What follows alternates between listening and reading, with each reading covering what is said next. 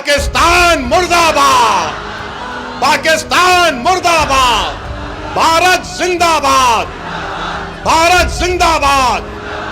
तो ये जिहाद का नाम लेकर ये भारत में गलत नाम लेकर कत्ल करना चाहते हैं, आतंक पैदा करना चाहते हैं। पाकिस्तान को FATF के ग्रे लिस्ट में डाला जाए। फिर में गवर्नमेंट को के पास एक बहुत सुनहरा मौका है, तारीखी मौका है कि वो यकीनन पाकिस्तान को कन्फ्रंट करे। मगर हम ये चाहते हैं कि जो लोग हमारे पड़ोस मुल्क में बैठकर हमारे बच्चियों को हम बेवा होते देख रहे हैं, हम ये चाहते हैं कि उनकी आंख में आंसू आए, वो रोएं, अपनी किस्मत पर रोएं। भारत सरकार एक ठोस और मजबूत इक़दाम करेगी ताकि आतंकवाद का खात्मा हो सके। कि 19वीं सदी के आगाज पर दो मुल्क मजहब के नाम पर बनाए गए थे और आज मैं जिम्मेदारी के साथ कह रहा हूं कि 75-80 साल के बाद ये दोनों मुल्क नाकाम स्टेट हैं, फेल्ड स्टेट हैं।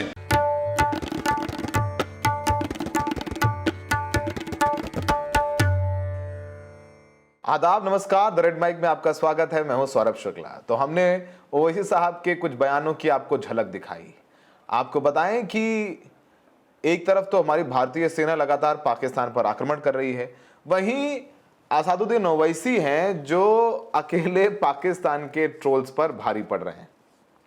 असदुद्दीन ओवैसी लगातार जब से पहलगाम पर हमला हुआ है उसके बाद काफी मुखरता के साथ पाकिस्तान और आतंकवाद का विरोध कर रहे हैं। आपको बताएं कि आज दिल्ली में सर्वदलीय बैठक बुलाई गई। राजनाथ सिंह जो हमारे देश के रक्षा मंत्री हैं, उन्होंने सभी पार्टी के नेताओं को ब्रीफ किया। उसमें AIMIM के सांसद असदुद्दीन ओवैसी भी मौजूद थे। अब इस बैठक में गुरुवार को असदुद्दीन ओवैसी ने एक बयान दिया है जो सोशल मीडिया पर जमकर वायरल है। असदुद्दीन ओवैसी ने पहले तो केंद्र सरकार की बड़ाई की कि जिस तरीके से हम लोगों ने पाकिस्तान पर हमला किया है, उसके साथ ही उन्होंने कहा है कि और बड़ी कार्रवाई भी पाकिस्तान के खिलाफ होनी चाहिए। और उन्होंने कहा है कि द रेजिस्टेंट फ्रंट जिसने पहलगाम में आतंकी हमला किया उसको बैन करने के लिए एक वैश्विक तैयारी करनी होगी। और उन्होंने एक बहुत अहम बात की। हम पूरी स्पीच आपको सुनाएंगे आखिर तक, लेकिन कुछ बातों को बता देना बहुत जरूरी है। उन्होंने कहा कि सरकार को चाहिए कि कश्मीरियों को करीब लाए, कश्मीरियों को गले लगाए। ये बात ओवैसी ने कही। और उन्होंने जिस तरीके से लगातार लेफ्टिनेंट विनय नरवाल की पत्नी हिमांशु नरवाल पर आक्रमण हो रहा है, मौखिक आक्रमण, सोशल मीडिया पर आक्रमण, उसकी भी उन्होंने निंदा की है। उसके अलावा उन्होंने विदेशी मीडिया को भी काफी आड़े हाथों लिया है। उन्होंने कहा कि हमने सिर्फ उनके आतंकी ठिकानों को निशाना बनाया है, हमने किसी रिहायशी ठिकाने को निशाना नहीं बनाए हैं। सरकार को एक्शन लेना ही था। इसके अलावा सरकार ने पाकिस्तान के खिलाफ बड़े कदम उठाए हैं और देशवासियों को ये बात भी समझने की जरूरत है कि हाफिज सईद के बेटे हाफिज अब्दुल रऊफ ने POK में कहा था कि पूरे 2025 में वो भारत में जिहाद करेगा। ये इतनी गलत तरीके से बातें करते हैं जिसकी इस्लाम में कोई जगह नहीं है। मेरी नज़र में ये लोग यहीं नहीं रुकेंगे। ऐसी ताकतों को रोकने के लिए सरकार को सोचना चाहिए। अच्छा है, ऑपरेशन सिंदूर जारी है। मैंने सरकार से कहा कि सिर्फ 9 आतंकी ठिकानों पर ना रुकें, आगे आपको बाकी आतंकी ठिकानों को भी निशाना बनाकर उनको भी तबाह करना है। असदुद्दीन ओवैसी के तमाम भाषण वायरल हैं, जो चाहे वो उन्होंने महाराष्ट्र में कहा, चाहे वो उन्होंने बिहार में कहा। लगातार ओवैसी पाकिस्तान को अकेले आड़े हाथों लिए हैं। वो भारत से जो राजनीतिक प्रतिक्रियाएं आई हैं उसमें ओवैसी साहब की प्रतिक्रियाएं सबसे ज्यादा दिलचस्प है। तो आइए सुनाते हैं कि ओवैसी साहब ने सर्वदलीय बैठक में क्या कहा और लगातार वो पाकिस्तान और वहां के आतंक के सरगनाओं को किस तरह आड़े हाथों अपने भाषणों और अपने बयानों से ले रहे हैं। उन्होंने ऑपरेशन सिंदूर को अंजाम दिया। मैंने अपनी बात में ये कहा कि एक इंटरनेशनल कैंपेन हमको चलाना चाहिए TRF के खिलाफ और ख़ास तौर से सिक्योरिटी काउंसिल इसको डेजिग्नेट करे और हमको यूनाइटेड स्टेट्स ऑफ अमेरिका को ये बताना है कि वो अपने ही मुल्क में इसको फॉरेन टेररिस्ट ऑर्गेनाइजेशन डेजिग्नेट करे।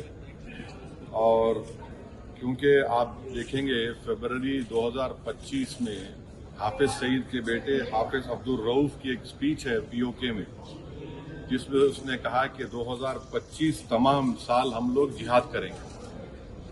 तो ये जिहाद का नाम लेकर ये भारत में गलत नाम लेकर कत्ल करना चाहते हैं, आतंक फैलाना चाहते हैं। तो यूएस को हम रिक्वेस्ट करें, उनको लॉबी करें कि ये टीआरएफ को एक फॉरेन टेररिस्ट ऑर्गेनाइजेशन बनाए, पाकिस्तान को एफएटीएफ के ग्रे लिस्ट में डाला जाए। यूनाइटेड किंगडम से हमने ट्रेड डील किया है, अब क्या क्या बहुत सी चीज़ें कम हो जाएंगी, टैरिफ कम होगा। तो हम यूके गवर्नमेंट से कहें कि वो भी टीआरएफ को बैन करें और यूके ट्रेजरी पाकिस्तान को सैंक्शन करे। यूनाइटेड स्टेट्स से हम ट्रेड डील करने जा रहे हैं, यूएस प्रेसिडेंट ने कहा कि 0 टैरिफ होगा एग्रीकल्चर पर। तो ये मोर द रीजन है कि हम यूएस भी इसको कबूल करें। अब कश्मीर में गवर्नमेंट के पास एक बहुत सुनहरा मौका है, तारीखी मौका है कि वो यकीनन पाकिस्तान को कन्फ्रंट करे, मगर कश्मीरियों को अडॉप्ट करें। आप कश्मीरियों को करीब करें। और ख़ास तौर से मैंने कहा कि जो पूंछ में जो लोगों की मौत हुई, सिविलियन लोगों की, और उरी में जो लोग जख्मी हुए, जिनके घर को नुकसान पहुंचा, गवर्नमेंट उनको टेररिस्ट विक्टिम का ऐलान करे, क्योंकि पाकिस्तान शेलिंग में उनकी मौत हुई है। और सिक्योरिटी रिलेटेड एक्सपेंडिचर के तहत मरने वालों को एक्सग्रेशिया दी और सरकार उनका घर बना के दे। और मैंने कहा कि साउथ कश्मीर में गवर्नमेंट को बहुत एहतियात से काम करने की ज़रूरत है। वहाँ के यूथ को हमको करीब करना है। और जो ऑपरेशन सिंदूर हुआ, उसका मेरी नज़र में सबसे बड़ा इम्पोर्टेंस ये है कि मुरीद और भावलपुर पर अटैक होना, ये नॉन टेररिस्ट ऑर्गेनाइजेशंस के हेडक्वार्टर्स है। ये बहुत अहम बात है जिसको हमको समझने की ज़रूरत है। मिलिट्री स्ट्रेटेजी वाइज आप देखेंगे, अब हमारे देश के लिए 2 फ्रंट हॉस्टिलिटी होगी, LAC और LOC पर। इसलिए कि जब 2016 में उरी हुआ, 2019 में हम बालाकोट किए, आज हमारी 50,000 फौज गलवान और पे बैठी हुई है। तो ये 2 फ्रंट हॉस्टिलिटी को हमको देखने की ज़रूरत है। चाइना से हम इतना एक्सपोर्ट कर रहे हैं, इंपोर्ट से ज़्यादा चाइना से इतना इंपोर्ट कर रहे हैं, एक्सपोर्ट से ज़्यादा हो रहा है। तो हम चाइना पर भी इम्प्रेस करें कि वो पाकिस्तान को, TRF को, जितने टेररिस्ट वांटेड है इंडिया, उसको हवाले करें।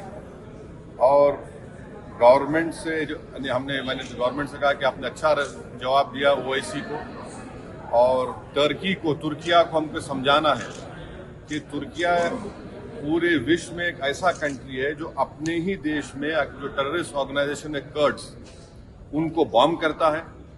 इराक में जब तक उनसे डील नहीं वहां पर बॉम्ब करता था, अब सीरिया में भी बॉम्ब करता है।